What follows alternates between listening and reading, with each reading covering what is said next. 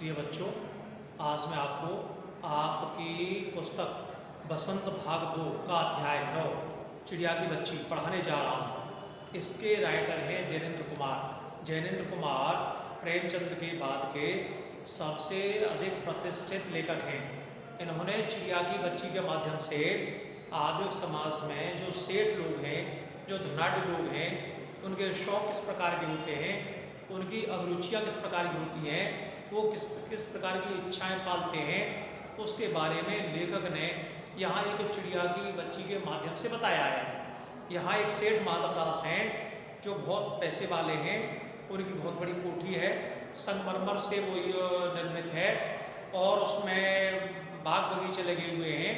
उनके पास घोड़ा, गाड़ी, बैंक बैलेंस, सोना चांदी, हीरे जवाहरात सब कुछ है, लेकिन फिर भी वो खुश नहीं है, क्योंकि उनकी कोठी में उस कोठी की देखभाल करने वाला कोई नहीं है, अर्थात कोई महिला वर्ग नहीं है।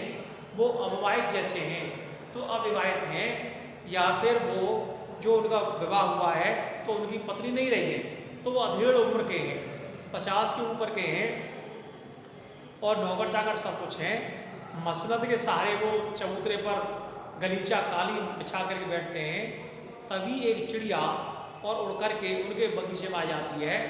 वह चिड़िया की जो बच्ची है वो बहुत छोटी है और वो सुंदर है। तो सेठ उसको देख करके बड़ा प्रसन्न हो जाता है और वो सोचता है कि काश ये चिड़िया की बच्ची यदि मेरे इस बगीचे में रुक जाए, तो मेरे कोठी में ये रहने लगे, तो उससे मेरी कोठी की शोभा बढ़ जाएगी और मेरा भी मन लगने लगेगा और यहाँ पर उसको किसी प्रकार की कमी नहीं होगी। तो वो चिड़िया की बच्ची से आग्रह करता है कि चिड़िया की बच्ची, तुम यहाँ मेरी कोठी में रह जाओ। तो चिड़िया की बच्ची ये जान के हतप्रत रह जाती है, अचंभित रह जाती है कि सेठ कह क्या रहे हैं। बोले सेठ जी, मेरे को तो आपकी कोठी में कोई काम है नहीं और मेरी कोई ऐसी इच्छा भी नहीं है कि मुझे आपकी कोठी में रुकना पड़े। तो वो जो उनको बहुत सारा प्रलोभन देते हैं कि मेरे यहाँ पर सोना चांदी हीरे जवाहरात सब कुछ है, ये सब तेरे लिए है, तेरे काम आएगा।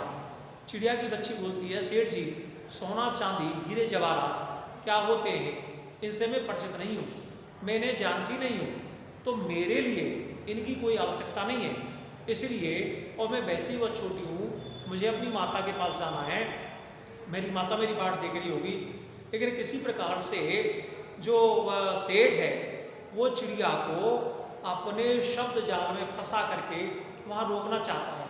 वह अपने नौकर चाकरों को आदेश देते हैं कि आप जो है इस चिड़िया की बच्ची को पकड़िए, और जैसे ही वो लोग उस चिड़िया की बच्ची को पकड़ने दौड़ते हैं, पकड़ने का जाल बिछाते हैं, तो वह अपनी होशियारी से, अपनी समझदारी से और उनके चंगुल से निकल करके बाहर चली जाती है, उड़ जाती है वो।